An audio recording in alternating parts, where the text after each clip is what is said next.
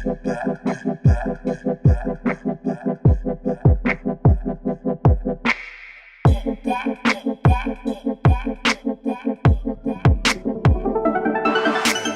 welcome back to Crypto Simplified. This video will be a little different to what I've been doing recently. Instead of doing a coin review, I want to talk about the FUD that's going on in India regarding cryptocurrency and cryptocurrency trading. So this video will be a bit of an explainer to catch you up if you don't know what's happening in India. And then I shall talk about the different sides of this argument as well as the implications going forward. What does this mean for the future of trading cryptocurrencies in India? However, before I do that, thank you all so much for the fantastic support in my last few videos. Welcome to all the new subscribers, and I do hope that you enjoyed this content. I know it's a little different. This isn't typically what I do, but I felt like I needed to say something about this because of the sheer amount of misinformation and panic going on in India right now. So, first up, I shall talk about this NDTV article. So, they've spoken about Bitcoin being dead. Everyone talks about Bitcoin being dead all the time. There is a site that sort of celebrates people falsely proclaiming the death of Bitcoin. People think Bitcoin is dead, and to the layman, to the outsider, to someone who isn't really well versed in what's happening in cryptocurrency right now, they like jumping on these bandwagons. And unfortunately, it tends to be naysayers or people who don't have too much information who spread this information the most. The naysayers obviously want to prove that their stance on Bitcoin is correct, and you can't blame anyone for thinking that their point of view is vindicated. However, there has not been that much information going around, so I want to talk about limited information that has been going around. So, based on this article, I should scroll right down to the bottom where we have some quotes from the founder of Paytm. So, he says there was too much volatility, it was like legal gambling. Somebody needed to step in. Blockchain is really great. We're doing some interesting stuff with it, but a lot of people were misusing Bitcoin and the other coins. Remember, this is the founder of Paytm talking. Paytm stands to lose plenty if Bitcoin gets accepted as legal tender in the country. So, of course, it's in his best interest that this happens. But then again, there's also a government initiative called BHIM, the Bharat Interface for Money. I shall talk more about this a little later in the video, but remember that he already has a competitor and he can't shit talk that competitor, so he's shit talking the closest thing that he can. You might have gathered from my perspective on this that I'm really not happy with all the FUD that's going on over here. And yes, full disclosure, I am pro Bitcoin, I am pro cryptocurrency, I have a YouTube channel about cryptocurrency, but I do feel that I should be giving some attention to the contrarian views because that's exactly what we need to do right now. We cannot lock ourselves in our echo chambers. We have to see what the people who we disagree with are saying. If you'd like to know what actually happened, the best way to do that is to go to the actual announcement.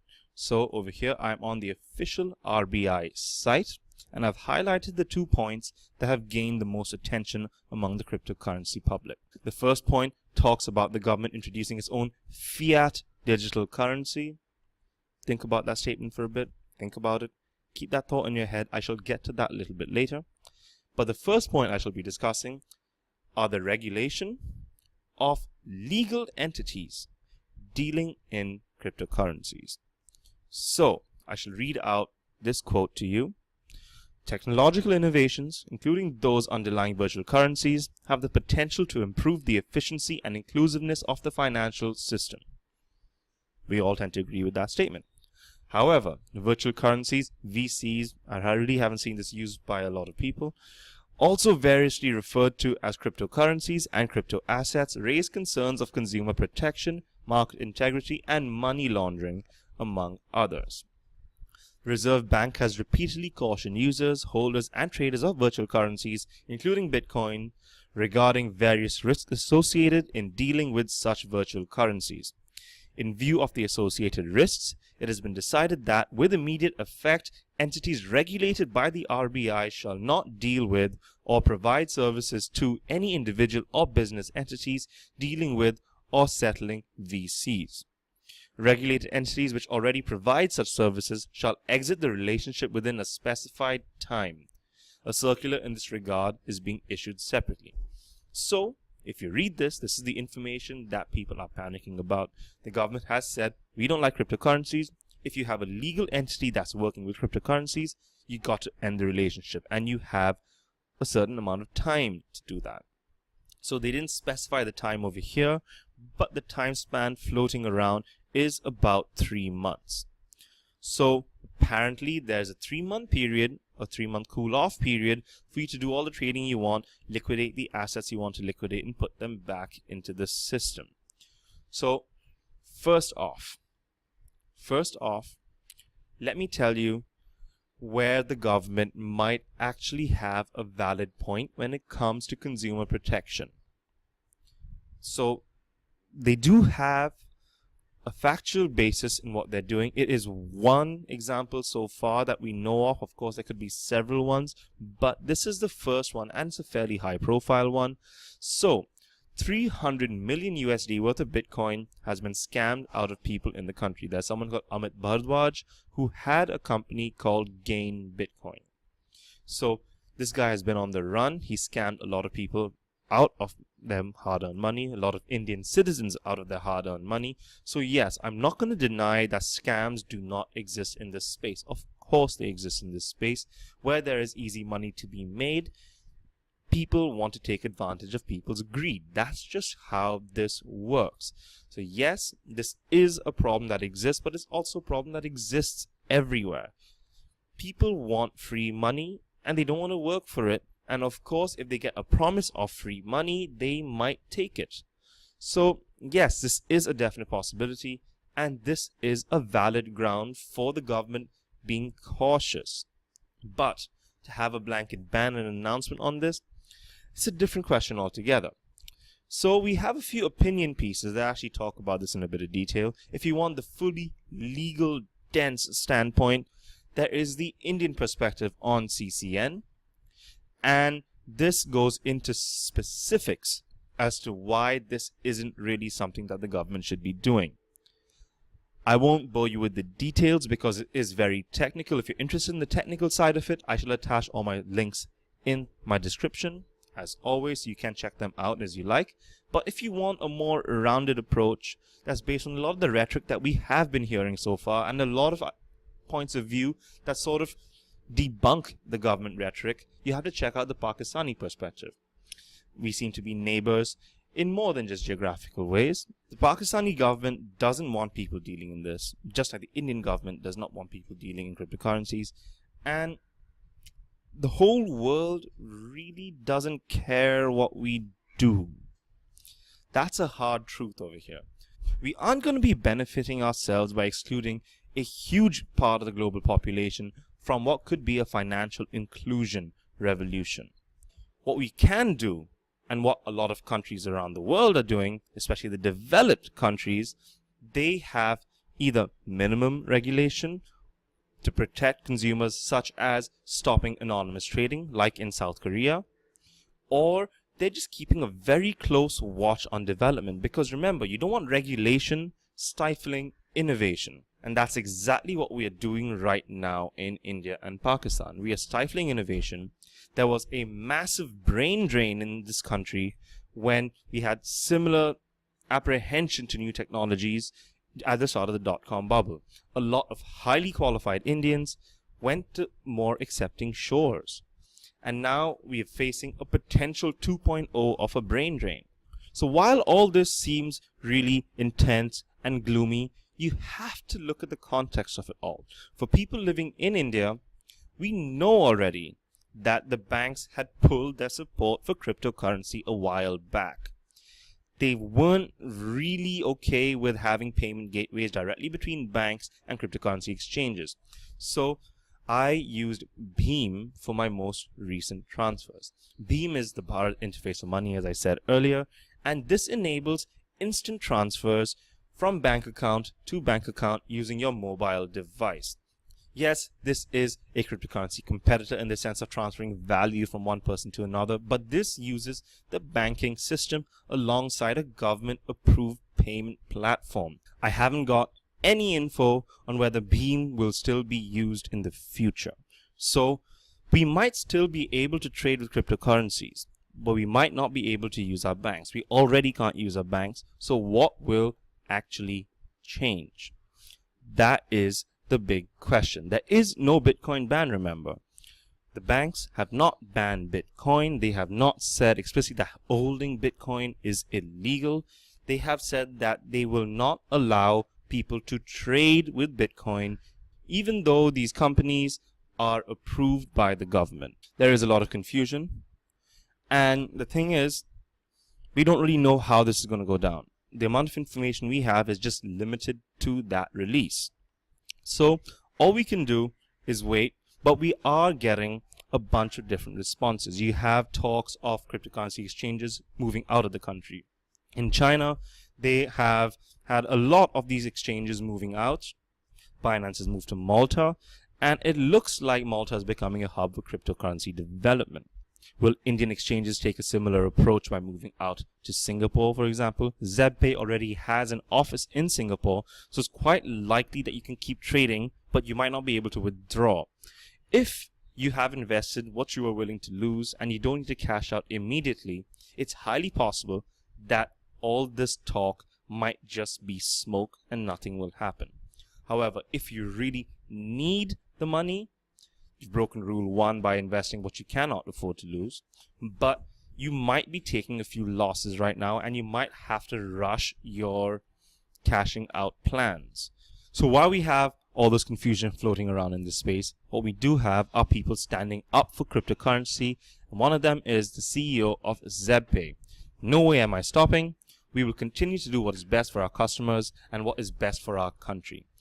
I am studying the present situation and will react shortly, and we will emerge stronger.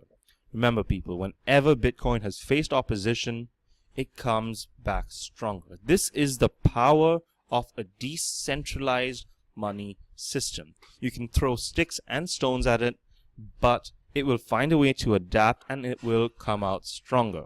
So we can be slightly positive on our future because we have some big people fighting for our cause. But the damage of this announcement was pretty severe.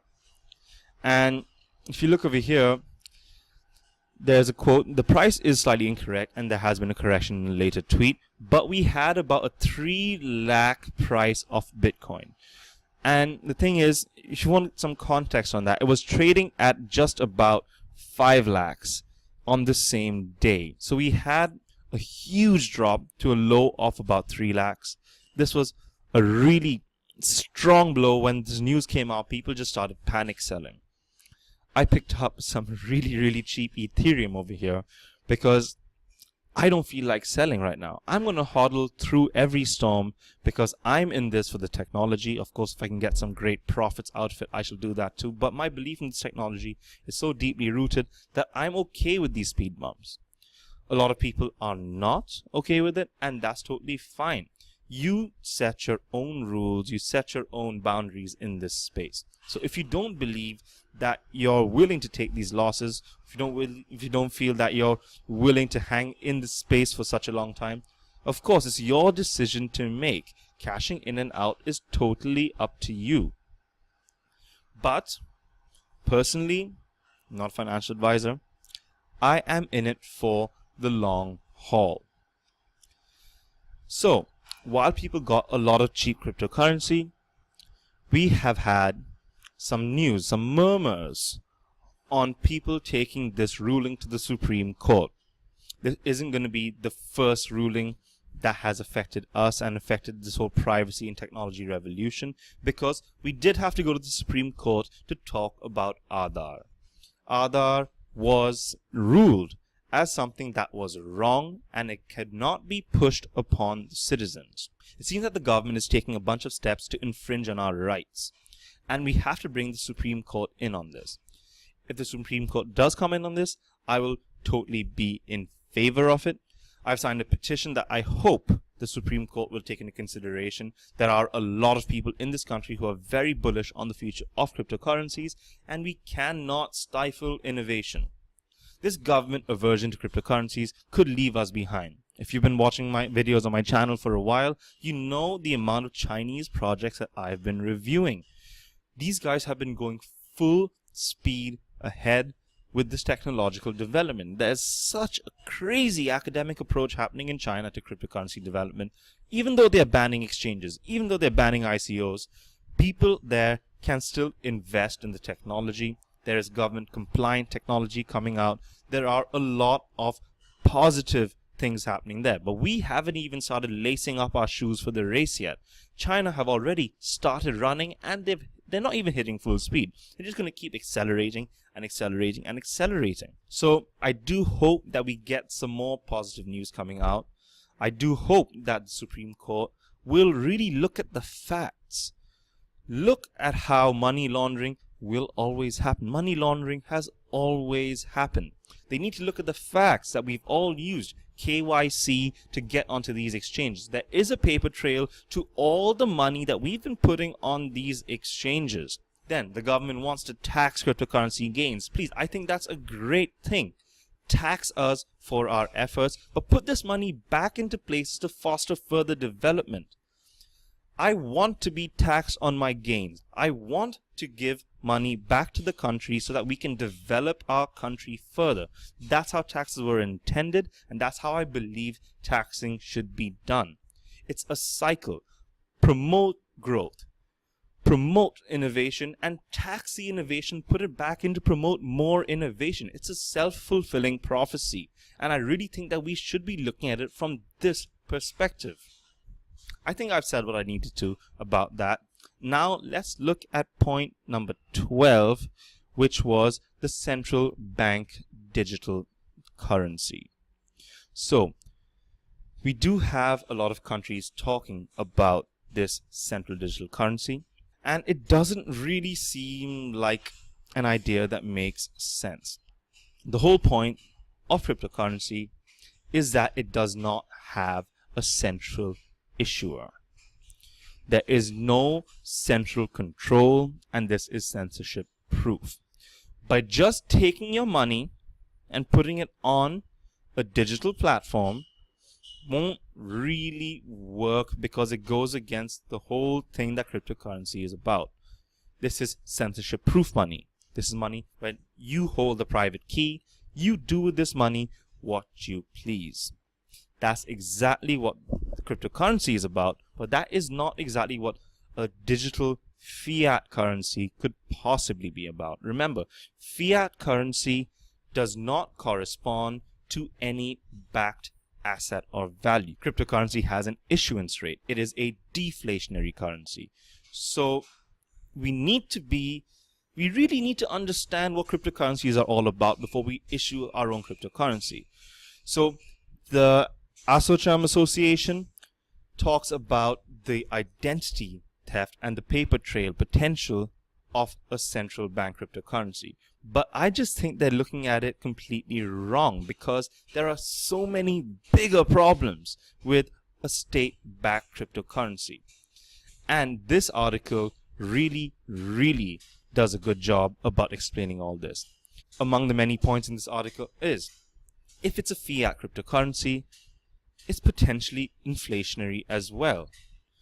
If we're going to just put rupees on there, why don't we just keep using Beam? What would happen if there are two currencies floating around the market? We have the rupee. I don't think the rupee is going to go away anytime soon.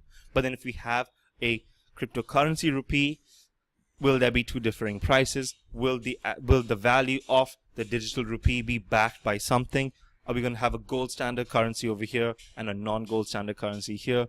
There are more questions being raised than answers being provided. How can the government possibly benefit from this? It just seems that they're trying to pander to people who like the blockchain technology but want to use the blockchain tech without using cryptocurrencies. You need cryptocurrencies to populate the transactions on the blockchain. The whole point of the blockchain is a ledger of transactions. Something has to go from here to there to be listed on the blockchain. So by saying I like blockchain, I don't like cryptocurrency, it's like saying I like pizza without the crust. You just want a bunch of cheese that has no backing. And that isn't really going to do much to help us. The whole point is making our society more efficient. It's fixing the problems that were started by Web 1.0, exacerbated by Web 2.0, and now bringing all our information back to the private holders of the information. We want to fix the problems, not create new ones. So I would highly recommend you read this article. It talks about everything right from the beginning, from the gold standard at the start, how we change things around, how the Indian government managed to do its things with the money system. And just check this out. It's a great article. It talks about the potential problems that can come with this. It talks about the potential. I don't think there are even any potential solutions that could come as a result of this, but do check out this article, link in the description as always. So while we have this conservative mentality in India where we do not want to embrace this technology the way it's intended, look at Dubai to show the antithesis of what we are doing. There's this company called Arabian Chain, a public blockchain system. There was a forward going around on WhatsApp about how Dubai wants to cut out all middlemen. They want to cut out the mountains of paperwork that are needed for every family to live there. They want to cut out the need for referring to lawyers and stuff. They want to make their system a secure blockchain-based ecosystem that uses the Internet of Things just to have constant interaction with everything in the Arab world and try to reduce waste, increase efficiency, and just make the world more digital and interconnected. This is the opposite of the isolationism being expressed by India. We are isolationists in our geographical region. Now it seems that we're becoming isolationists in the tech world. This really has to change. We cannot ignore progress in the world right now. Cryptocurrency is flattening global boundaries. A transfer from Mumbai to Delhi costs exactly the same as a transfer from Mumbai to Kenya or Mumbai to the US. What we are doing is removing these hurdles created by national borders. Arab Chain wants to do exactly that in the Middle East. India, we are taking the exact opposite approach to what this world currently demands. So please, people, please appeal to your local politicians. Talk on message boards. Get the word out. Educate people as to why cryptocurrency is the best thing since the internet itself. What we need to do is educate people. If you're watching this, you probably know a thing or two about Bitcoin. Talk to your parents about it. Talk to your parents' friends about it. Just educate them about it. Educate them about what money really is. Then you can educate them about what cryptocurrency is and how it's going to fix a lot of the problems that have been created by what's transpired in the last 20, 30 years. So I should leave you guys on a note that says go out and educate people. You have this platform. You have the internet. You have your face-to-face interaction. Don't be that guy who brings up Bitcoin in every party. Please don't. But use your social interaction to spread knowledge. That's what the human condition is. It's the constant sharing of ideas, of emotions, of ways to make things better. So, this is Marv from Crypto Simplified signing off. I hope you folks liked this video. Do let me know what you think of it. Do you agree with the RBI ruling? Do you disagree? Is there something in the middle? I'd like to hear everything you have to say about this. So take care. Stop the FUD. You will catch up very, very soon. Later.